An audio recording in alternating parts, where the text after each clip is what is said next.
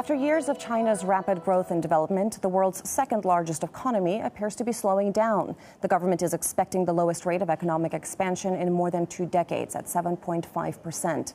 Some economists are predicting a grim future, saying that the growth could dip to as low as 3% in the coming years. Big banks are sounding the alarm over the slowdown, which is also complicating global recovery efforts. So is China in for a financial collapse, or are the doomsday predictions overblown? RT's business correspondent Katie Pilbeam breaks it down.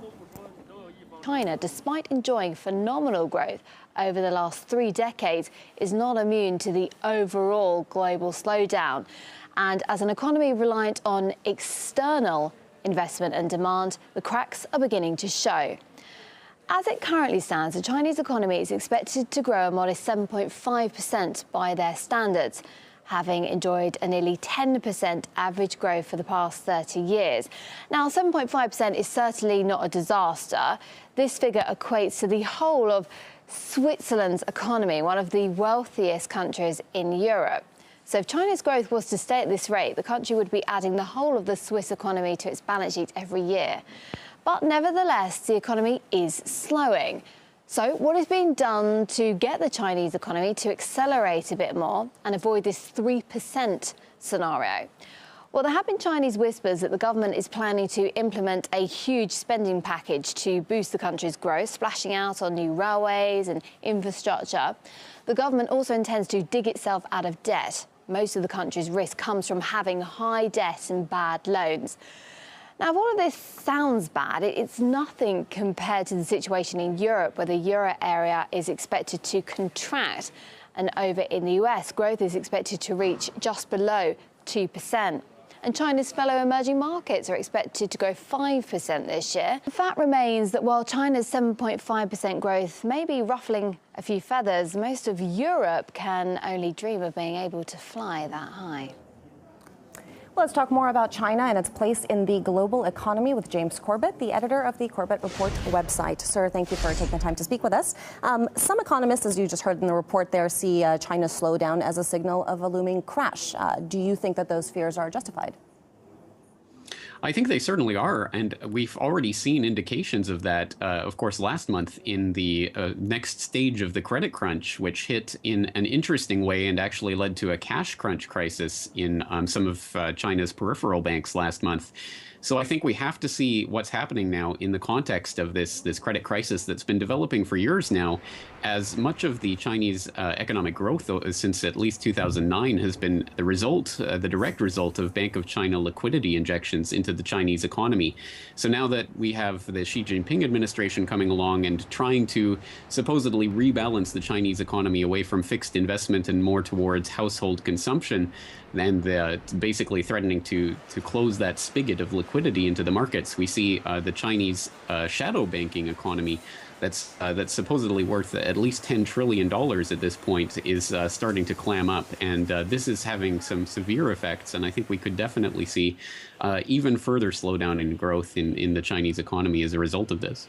Which would likely have international implications, of course. But you're in Japan, and I want to bring in the Japan example here. One prediction is that China could be following the fate of that country, both of them relying on exports and credit-fueled investment for growth. Japan, of course, has been in the doldrums for almost 20 years now. Do you think that China could follow suit? In a certain sense, yes. Although they're different examples based on different things. The Japanese example was really based on the yen appreciation after the 1985 Plaza Accord that led to basically a release of liquidity that built up the stock and the real estate market in Japan.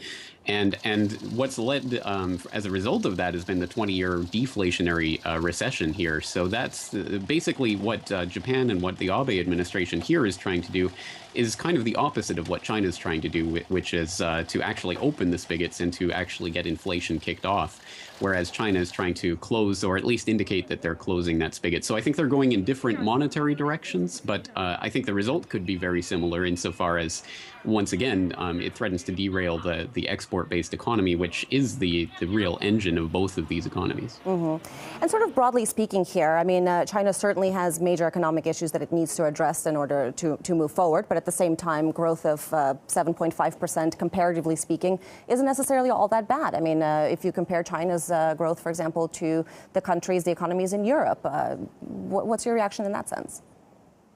Well, I think we have to take the Chinese GDP growth numbers with a hefty grain of salt because the current Chinese premier, Li Keqiang, back in 2010, there were leaked diplomatic cables from 2007 that came out indicating that Li Keqiang had said behind closed doors that the Chinese numbers, the GDP numbers, were, quote, man-made and, quote, unreliable. So that's coming from the man who is right now the premier of China and is supposedly the one who's spearheading these attempts to get the Chinese economy back on track. So we have to basically cock an eyebrow up at that idea that there is 7.5% GDP growth right now. I think that that's an artificially constructed number. But certainly China has performed better in recent years than a lot of the economies, for example, in Europe.